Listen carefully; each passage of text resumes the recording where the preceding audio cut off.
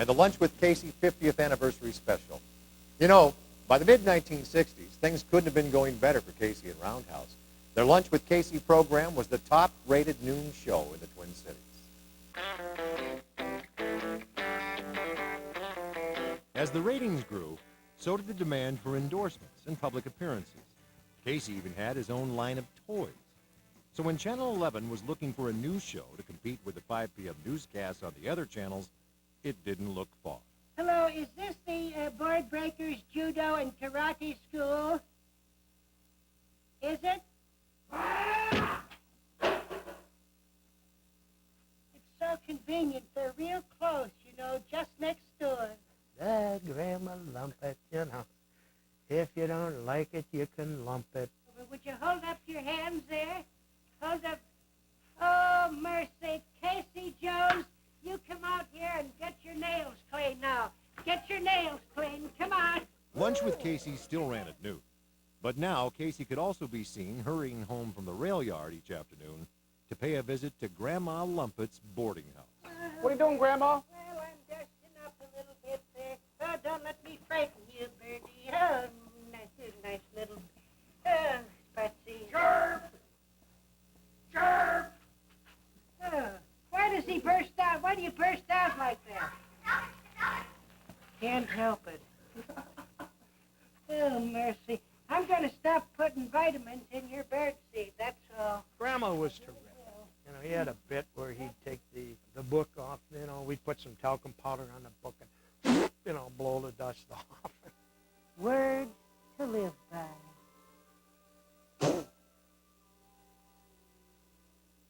If you can't go forth into the world with a smile on your face,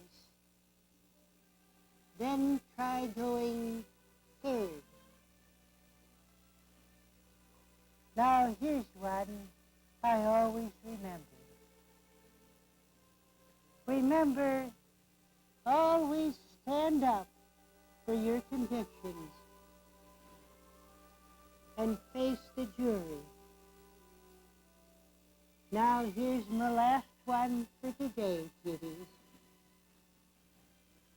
Remember, yesterday's tomorrow is today, but last week's day before yesterday is a week from Tuesday. Well, that wraps it. Let's close the dusty old book, because you know Granny's got to be getting along now. Because you know in just 1/2 hour from now, it'll be time for Granny's karate lesson. 2 hours of live TV a day was exhausting enough. Hey, gang, wake up. But Grandma Lumpett's success spawned yet another hour-long show, so kids could have breakfast with Casey and Roundhouse, too. Yes, it's time to wake up with Casey and Roundhouse. Get your day off to a good start with all of the fun of Yogi Bear, Huckleberry Hound, and their friends. Sense and nonsense. The weather, current events. And Casey and Roundhouse. Despite packed schedules at work, Casey and Roundhouse made time for public appearances. Hundreds of them. It's a kitty show and I'm a hero of the youngest cat. At department stores, at town festivals, and on Bat Day with the Minnesota Twins. Like I remember one time we were at Elko Speedway, I think, and I was up in the grandstand or up in the press box, and I remember looking over and looking down, and it wasn't 30 or 40, it was 300 or 400, and they were just, he was swarmed, and there was nothing he could do, you know, he's kind of like a rock star in that way, you know. A rock star who could also engineer the train at your local amusement park. That's 4-year-old Terry Peterson in the front seat, next to her sister and brother in 1959. Casey said, sit in the front car by me, which, we were really thrilled. And I think he did it so that my folks could get us on the Super 8, the home movies. And like the following Monday or Tuesday, he said, hi, kids, I want to say a special hi to Mickey, Terry, and Kathy, my special friends. And, my gosh, we were just absolutely thrilled because we knew it was us because he had seen us. Casey and Roundhouse were regular visitors at Twin Cities hospitals Hi, kids. It's MD Carnival time again.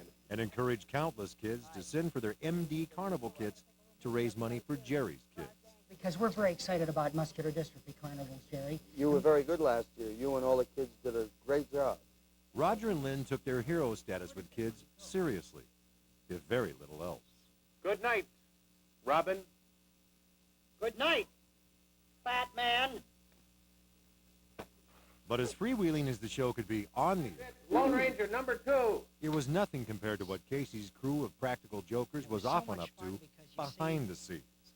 Nobody got mad.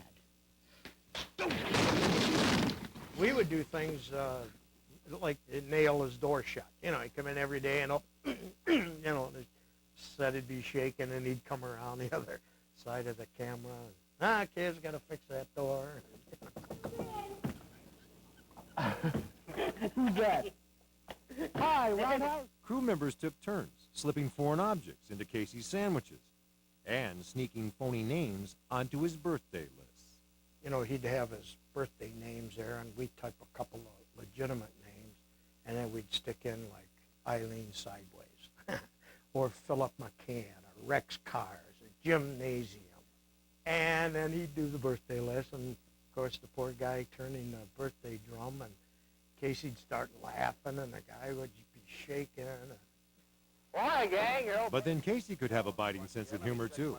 Take a look at this outtake prepared for a company Christmas party. It's never been seen on TV before. You know, we like to celebrate holidays and birthdays here on Lunch with Casey. I want you to take a look at something. If your mom is around, tell her to get out of the room. See this picture of George Washington right here? Take a look. You see? I got fancy designs. And see these little decorations with the one here? I'm saving pictures of George Washington. Let's help celebrate his birthday, okay? Just send me $1. I tell you what to do. Tonight, maybe if your dad hangs his pants up on a hanger, or maybe he puts his billfold on top of the dresser, just reach in there. Don't let him know about it, though, because this will be a surprise, okay? We'll play a trick on Dad. Just take a dollar bill out of his billfold, okay? Don't say anything to him, and send it to me, because I am saving pictures of George Washington, okay, kids? And say, here's something else. Next week, Abraham Lincoln week, okay? All right. Imagine how many kids would have followed Casey's instructions if the dollar bill bit had actually aired. Not that Casey didn't stir up some controversy. Remember this Casey classic? Sleigh bells ring and I'm listening, but I'm turning and twisting. For the itching up here and I'm scratching down there, walking in my winter underwear. And I got a letter from a lady, very hateful letter. It said, "Oh, how terrible a grown man walking around in your underwear. What a terrible example for children." Casey read the letter on the air. What followed in the days to come became one of Roger Aswumb's favorite memories of the show. Come on, let me have it. I got and I'm not exaggerating, I got 1,000 letters saying that that lady's goofy and it was a funny bit and, keep on doing it. If the woman who wrote that original letter happens to be watching tonight, Casey, this one's for you. The winter snow is white and glistening, but I'm turning and twisting. I got to scratch a little here, scratch a little there, walking in my winter underwear. I put my bathing suit away in mothballs, and now I got to stuck the snowballs. When I can't scratch my back, I throw myself out of whack, walking in my winter underwear. Rain and snow and ice, I do not worry. When the winter comes, I do not give a hoot. My coat and hat and earmuffs keep me cozy, and I wear 2 pairs of trousers with my suit.